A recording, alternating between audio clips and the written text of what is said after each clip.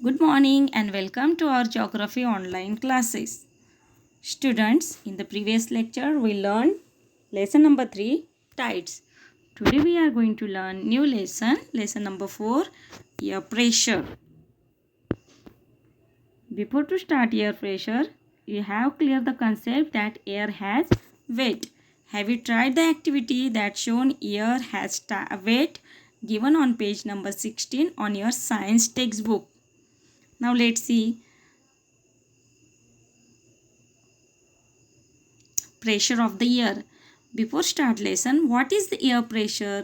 So answer is the weight of the air pressing down on a surface is called air pressure. The weight of the air pressing down on a surface is called air pressure.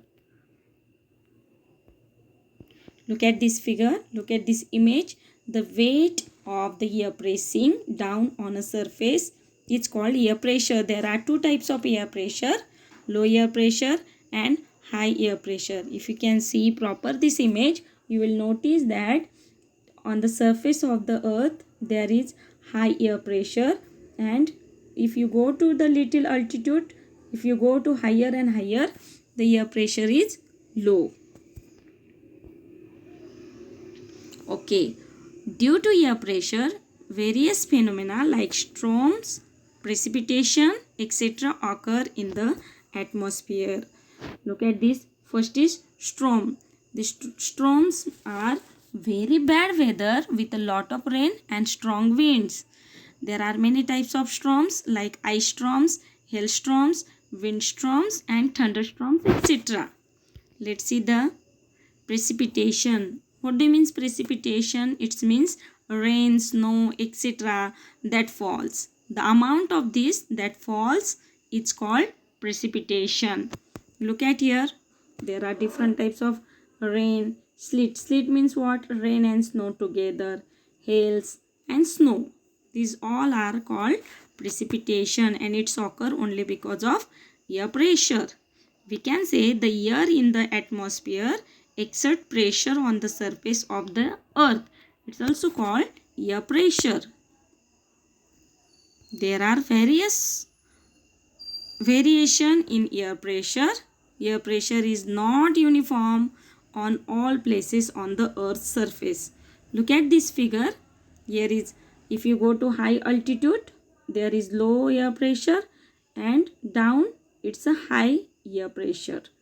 Look at the second figure also. Down to sea level there is higher pressure, and up to altitude or up, if you go higher and higher, there is a lower air pressure. So which are the important points here? The important points are air pressure is not uniform on all places on the earth's surface. Air pressure keep on changing from time to time.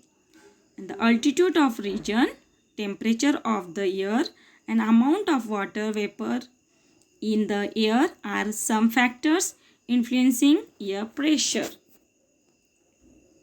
Now,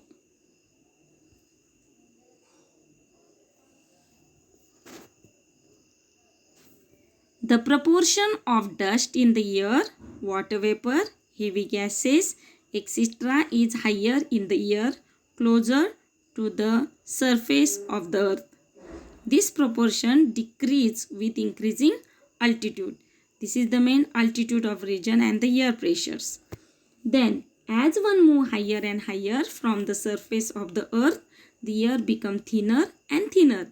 And as a result, the air pressure decreases with the increasing altitude. Now let's see temperature and air pressure. For that, there is one activity. Look at this figure. 4.1, the experiment of the flying lanterns. Observe the figure 4.1 given on page 16 of the textbook and do the following. What you should do? Take a flying lantern, tie an approximately 5 meter long thread to the flying lantern so that you can bring the lantern down whenever required. After carefully reading the instruction given on the package of the lantern, open it and light the candle. Place in it. Observe what happens. After some time, bring the lantern down with the help of thread and put off the candle. After completing the activity, you have to discuss with the help of the following question. Did the flying lantern start ascending immediately after the candle was lit?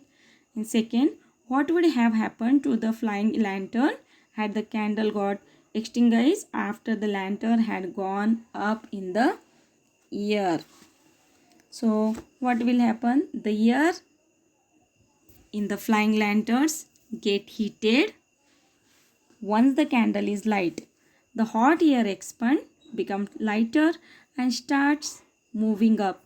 Therefore, the lantern is also lifted up towards the sky. In nature too, a similar phenomena occurs.